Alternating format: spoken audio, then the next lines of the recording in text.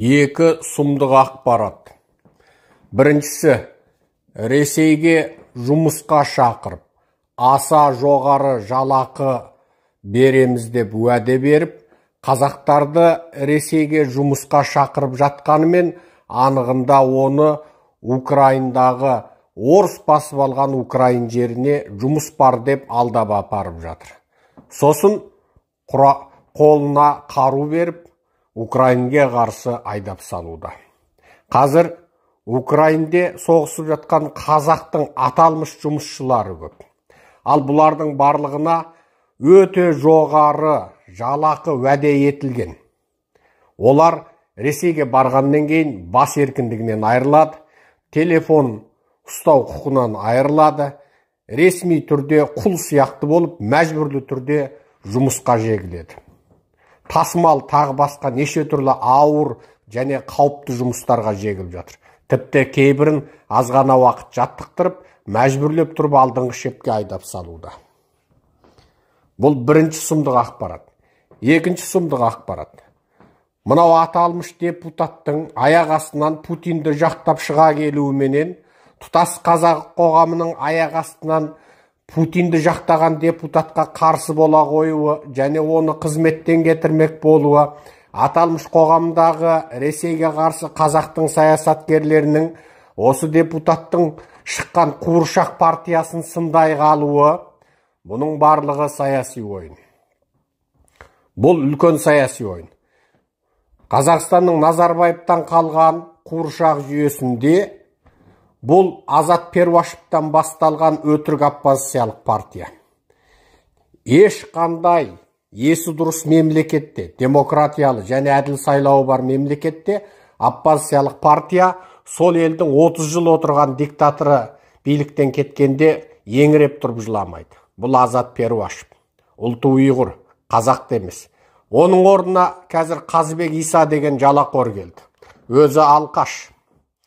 Және ол осы 2020 жылдың өзінде 10 мың қазақтың қолын жинап, мен Серікжан Біләшұлының үстінен арыз ұйымдастырған адам.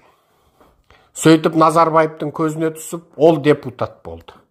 Енді мынау Путинді жақтаған Украинге қарсы депутаттар да осылардың партиясынан екенміш. Және бұл өзін-өзі парламенттегі оппозициялық партиямыз дейді. Анығында бұлар президентті қолдайды. Яғни қып-қызыл маймыл партия. Қазақстанда ешқандай шынайы әділ оппозиция Қазақстан территориясында жоқ. Ондай партиялар тіркемейді де.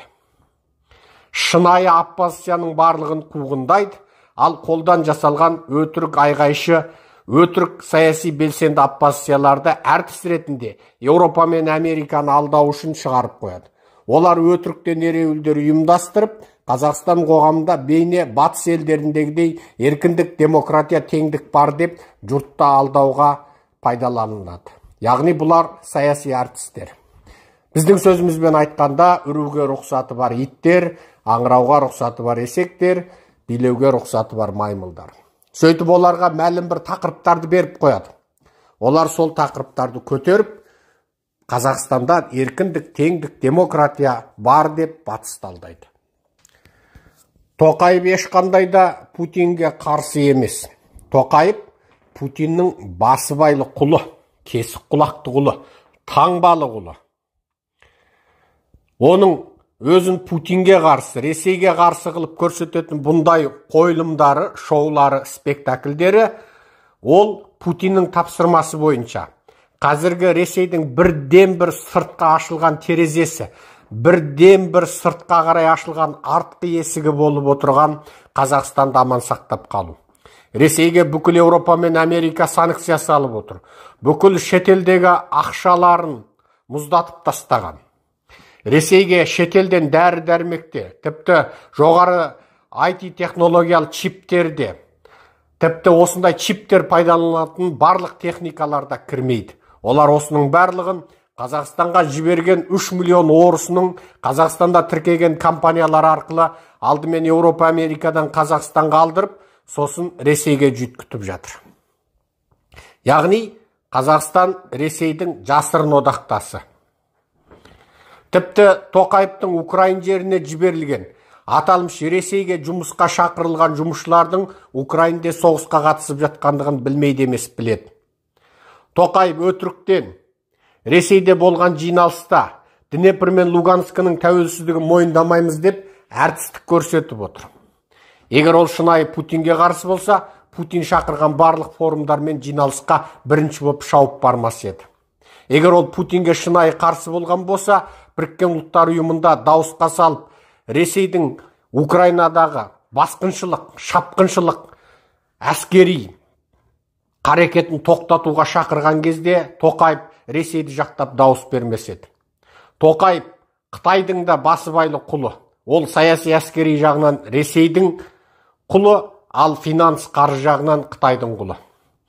Біріккен Ұлттар ұйымында жуырда Қытайдағы Шыңжаң деп аталатын өлке, яғни бұрынғы Шығыс Түркістандағы қазақтар мен ұйғырларға, қырғыздарға жасалатын геноцидті тағы да күн тәртіпке қойып талқылайтын тақырып қыламыз дегенде, Қазақстан Қытайды жақтап дауыс берді. Яғни Тоқаевқа Қытайдағы 5 миллион қазақ керек емес. Оларды Қытай қырама, жояма, концлагерге салама, бауыр бүйрегін, ішкі ағзасын сатама, ол Тоқаевқа қызық емес.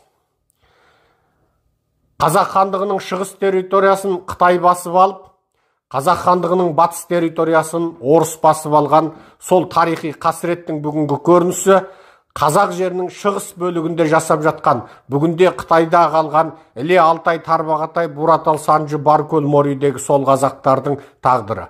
Олар өзінің ата-бабасының байырғы мекенде отырып, бүгінгі күнде геноцидқа ұшырап отыр.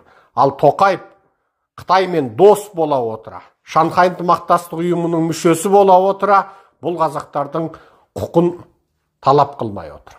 Бұл нағыз ұлт сатқындарында ғана болатын бірден бір белгі. Өзінің ұлтына, өзінің қанына қызбайды. Себеп Тоқаев қазақ емес. Ол Кемелдің ұлы емес, ол Примаковтың ұлы. Примаков орыс. Сіздер оны орыс зерттемендерінің жазбаларынан көріңіздер. Тоқаев Примаковтың құйып қойған өзі, аузынан түскендей өзі. Сондықтан ол ешқашан қазаққа жаны ашымайды. Сондықтан ол 2023 жылды Ресейдің Қазақстандағы жылы деп отыр. Сондықтан ол 2023 жылды орыс тілі жылы деп отыр. Сондықтан ол Еуропа, Америкаға баратын барлық оқушыларды қысқартып, Ресейде оқуға жіберіп жатыр. Сондықтан ол бүкіл Ресейдің университеттерінің филиалын Қазақстанда ашып отыр. Сондықтан ол орыс тіліне басымдық беріп отыр. Орыс тілі ілімнің, білімнің, ғылымның тілі болудан қалды. Ол өткен ғасырдың сөзі. Бүгінгі заманның ілімі де, білімі де, ғылымы да, ақшасы да, байлығы да, экономика, финансы, медицинасы бәрі тек ағылшын тілінде. Ағылшын тіліндегі жоғарғы әскери технология, IT, медицина сияқты финанс, экономика саласындағы ең соңғы жаңалықтар, ең соңғы ілім, білім, ізденістің барлығы тек ағылшын тілінде шығады. 5 жылдан кейін басқа тілдерге аударылып жатады. Орыс тілі қазір ілім, білім, ғылымның тілі болудан қалды. Байлықта, ілімде, білімде, күште, ақшада, дамуда, өсуде, жаңалықта барлығы ағылшын тілінде. Тоқаев қазақтың жастарын ағылшын тілін үйреніп, дүниенің ең озық елдерінен білім алатын жолын тосып отыр. Ол Қазақстанды басы бүтін Ресейдің отарына қайтадан айналдырмақ. Ол 2022 жылдың қаңтарын қанды қаңтарға айналдырып, Ресейдің әскерін Қазақстанға шақырып, қазақтарды қынадай қырған қанішер. Ол Кенесарының басы шабылғаннан кейін құлдыққа түскен қазаққа қайтадан орысты алып келуші адам. Ол біздің ұлттық трагедиямыздың бастауы болып отырған адам. Тоқаевтың, Назарбаевтың көзін құртпай, Қазақстанда жаңа демократиялы жүйе орнатпай, ешқандай жақсылық болмайды. Тоқаевтың шоуы таусылмайды. Алданбаңыздар. Ол дәл қазір Путинмен бірлесіп қазақ халқын алдап отыр. Саяси спектакльдер мен ойындар, саяси қойылымдарға алданбаңыздар.